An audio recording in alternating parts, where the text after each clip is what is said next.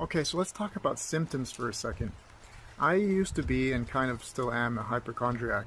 I think this MECFS condition really does make hypochondriacs out of all of us because we start to pay attention to the symptoms, and I mean every little sensation. And that causes a vicious feedback loop in which the sensation that you feel from the symptoms gives you anxiety, and then that anxiety fuels the symptoms, and then you get caught into panic attacks or just feeling horrible and having more symptoms on top of everything. So I think that it's not good to ignore the symptoms, but it's also not good to be a slave to the symptoms. So for example, today I have a lot of lethargy, I'm exhausted.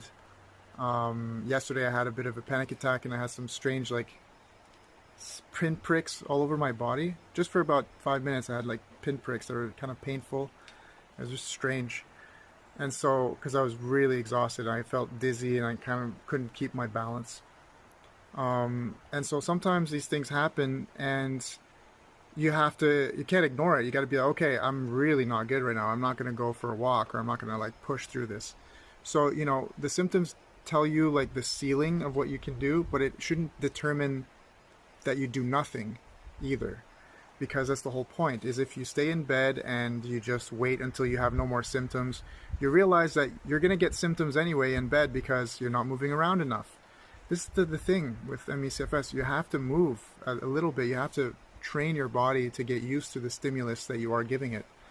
And so you kind of have to ignore the symptoms a little bit, or at least not ignore them, but like acknowledge them and move forward anyway, and not give them energy and think, oh, I can't do anything, I have to stay in bed.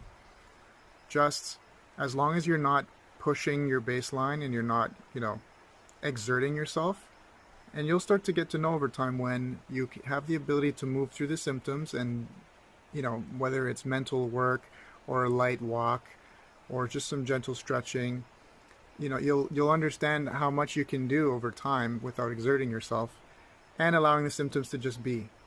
So don't be afraid of your symptoms, don't ignore them, but also don't be a slave to them. All right, have a lovely day.